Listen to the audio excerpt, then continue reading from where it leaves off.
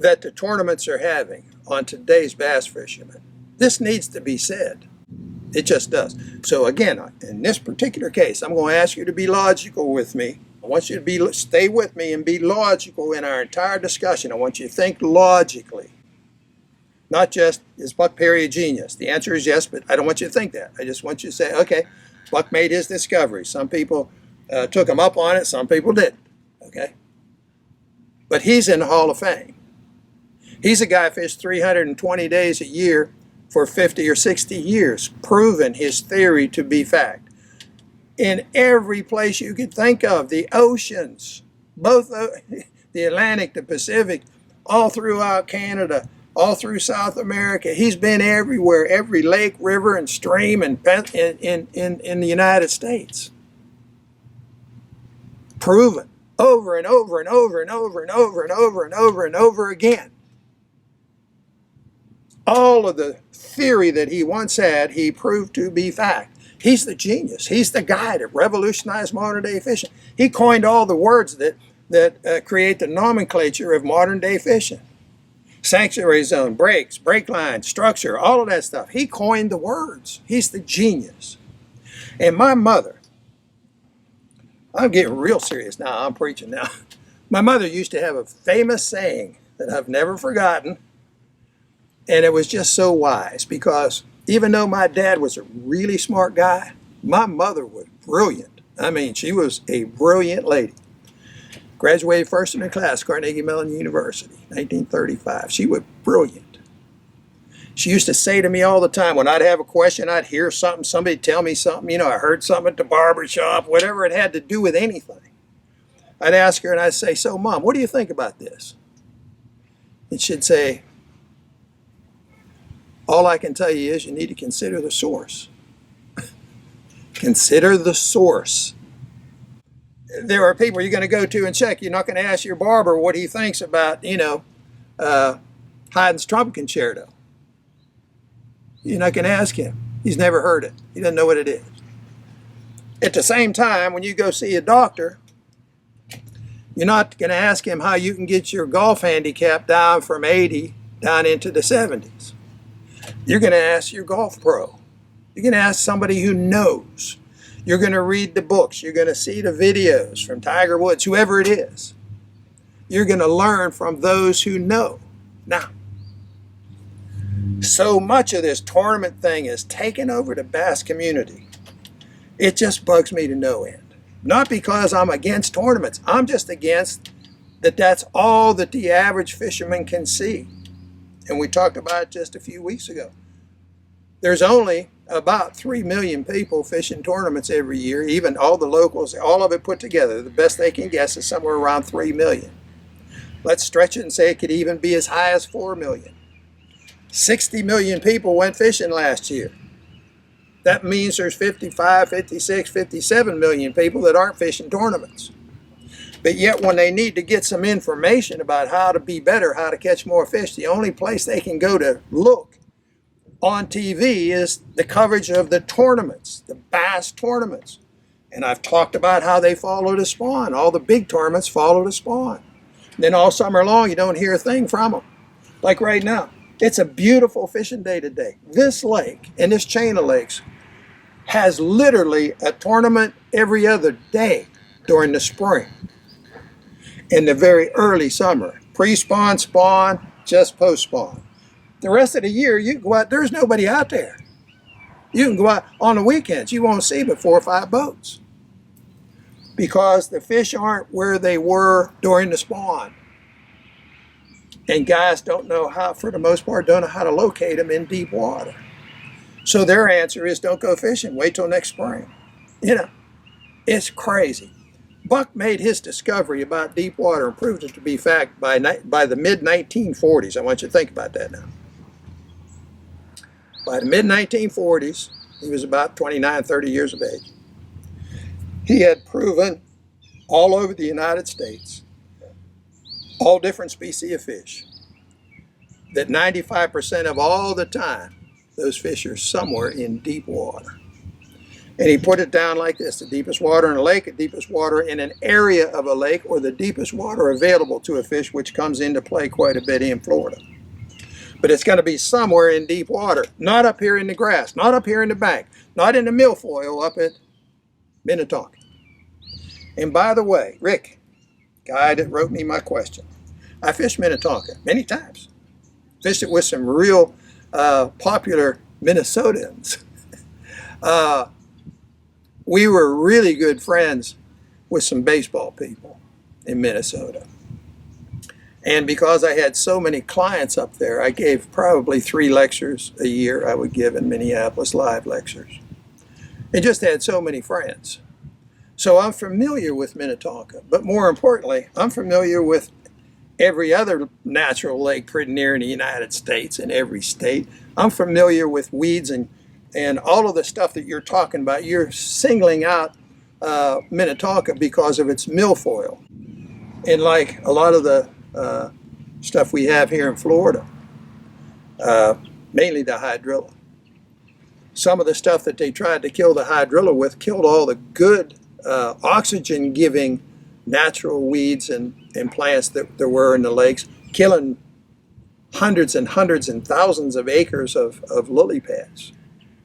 I mean, that stuff's no good. But let's talk from a standpoint of, can you catch a fish in or around the milfoil? Yeah. Are you going to catch a school of big fish all summer long, bulk of the season? Are you going to catch 15, 20, 25, 30 bass over 3 or 4 pounds up in the milfoil? Answer, no. You're not. You know what? They're not there.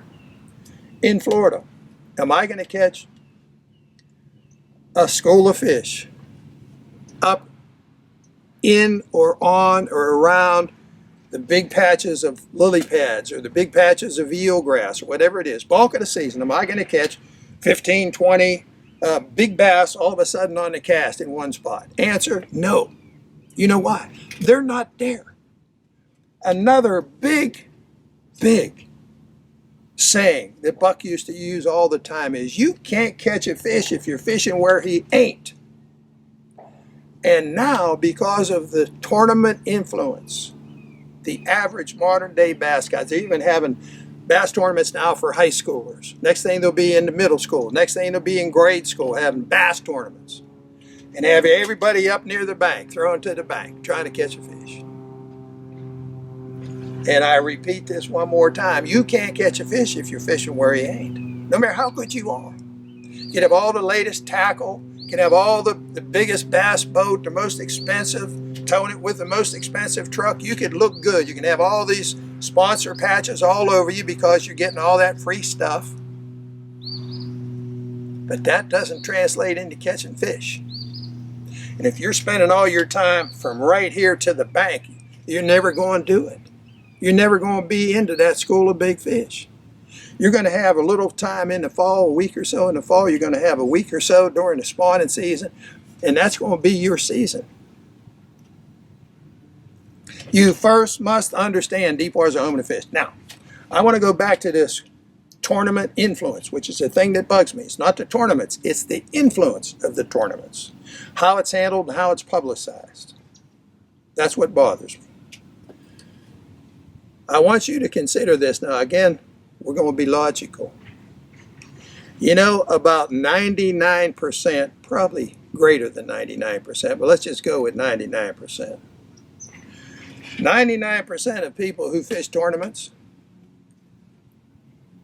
work at the hospital, work at the gas station, could be your dentist, could be somebody who owns a little car dealership, could be somebody that's the service manager at the Chevy garage.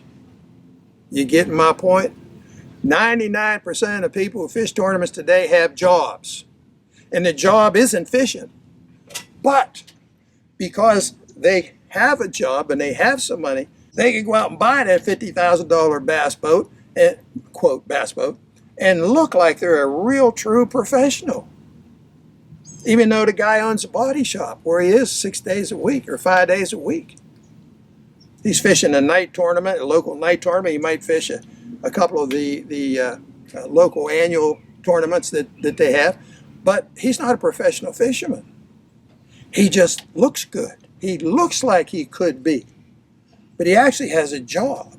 Now, all these, as you quoted in your thing, the big sticks at Tonka, at Minnetonka, they say that all the good fish are in the milfoil. And these are the top tournament guys. Now,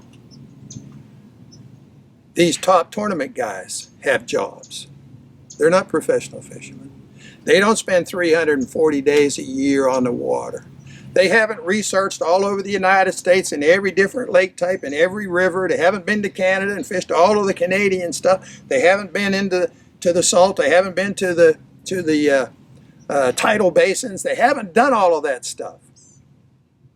They've gone to a few bass lakes, mainly lakes that they know, that they fish many times over, and they spend their time taking that trolling motor and going in there close to all that good cover and fishing the shallow water. That's what they do. So now when you do this investigation like you're trying to do, and I commend you for that, you're writing a question, I'm trying to answer it to you without being smart. Here's the thing. Like my mother used to say, consider your source. Is my source what Buck Perry says, a guy who spent literally 75 years touring this country and other countries, proving all of his theory to be fact. He's Hall of Fame. He's recognized by all of the real professional fishermen in this country as the greatest fisherman who ever lived, who made the most important discoveries and really revolutionized our sport. He's the guy. Or do we listen to a guy who owns a body shop, who is working at the gas station, or is a gal, could be a gal who's a nurse who's fishing tournaments, but they have other jobs, and fishing isn't their job, it's just their recreation, it's what they like. Who are we going to listen to if we're trying to plan our attack?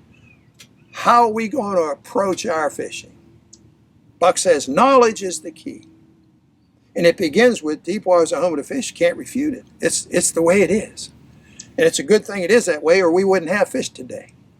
But if Buck says it, Buck the scientist who proved it over the years, or a guy who has a job who happens to fish a bass tournament, and somebody gives him some patches so he can say he's represented by this company or that company and that, and he has a beautiful boat and all of that, but he has a job. Who are we going to believe if we're looking for the truth? Who are we going to listen to? You're going to listen to the scientist. You're going to listen to the recognized guy who has not been named by me, but named by the fishing community, the father of modern day fishing, the father of structure fishing, who's changed thousands of lives to people who are willing to listen and do a little bit of study. But if all you ever listen to is some guy whose claim to fame is he fishes some tournaments from time to time, there's no comparison. It's like me wanting to answer a music question, and most of you know I was a music student, Carnegie Mellon, trumpet major. Played for years and years and years and years and years. If I want to know something, would I go to my professor at the school? Would I go to my 11-year-old niece who picked up the guitar and learned a couple of chords? Would I ask her the music question?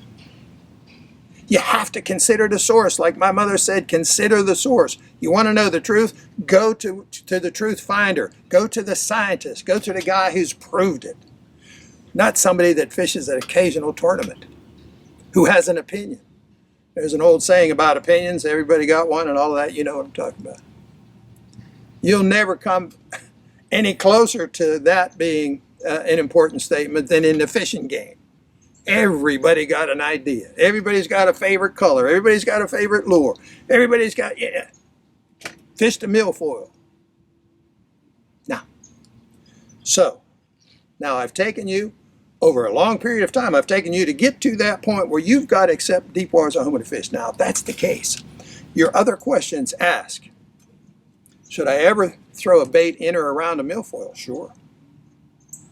I always check the shallows before I go deeper, because fish do move about in the lake, as you have recognized since watching my vlogs. They will move.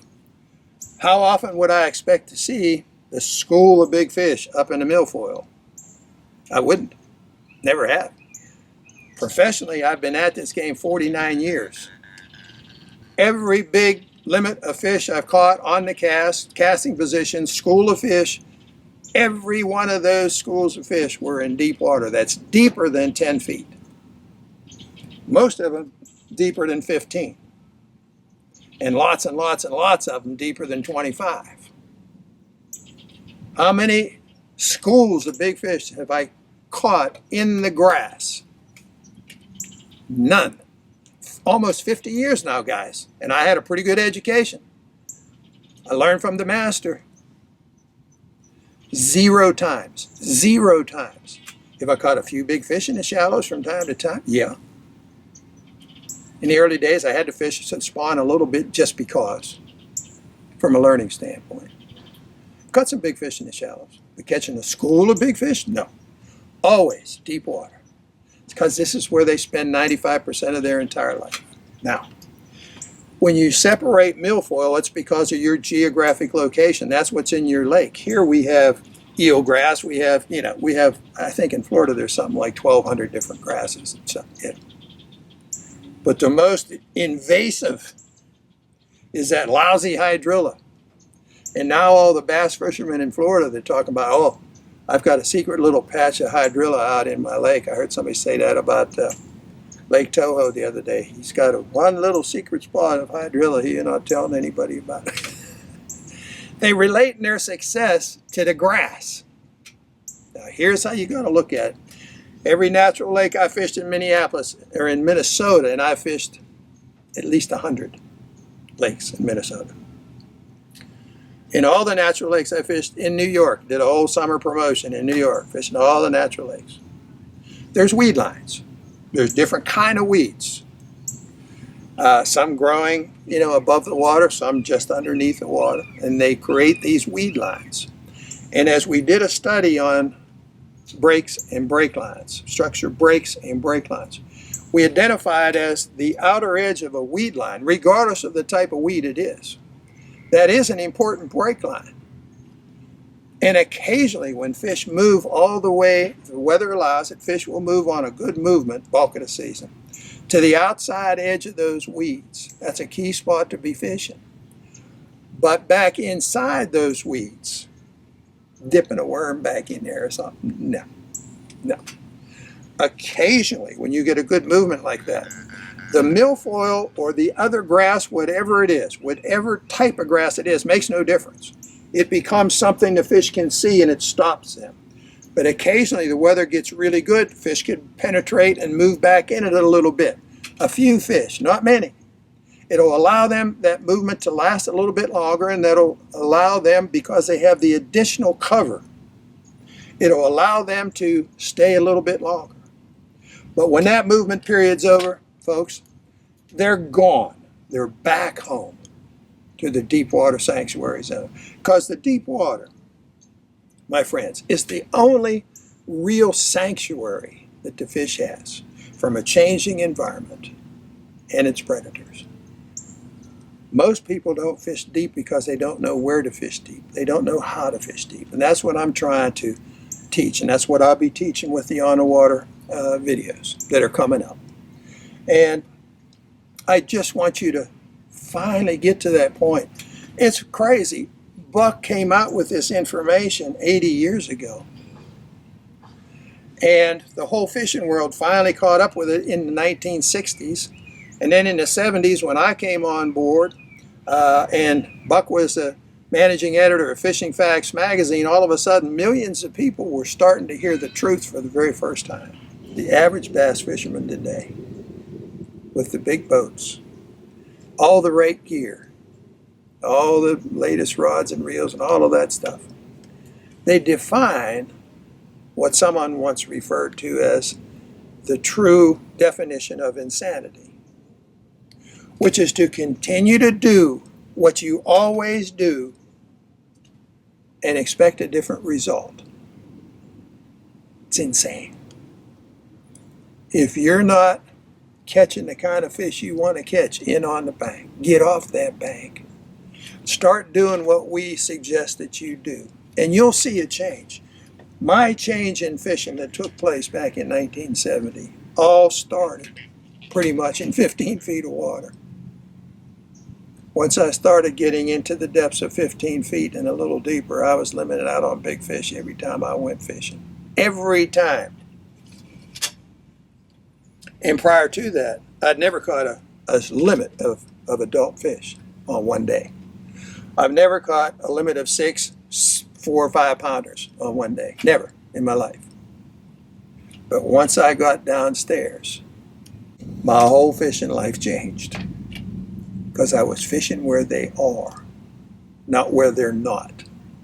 So when we wrap this discussion up, structure is our guide as to where the fish will be. Not milfoil, not hydrilla, not lily pads, not aquatic weeds that are just below the surface, not a weed line that's above the surface, none of that. That's not our guide to finding fish. Our guide is structure. I want you to be sure to like us on Facebook and follow us on Instagram.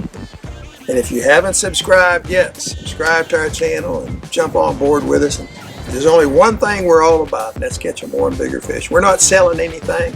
We're not representing any tackle companies. We're not doing any of that. We're just telling you the truth about successful fishing in the hopes that you'll become better. I'm just trading back to the fishing world what Buck was kind enough to share with me over a lifetime of fishing. So with all that being said, thanks for being with me today, and we'll see you the next time.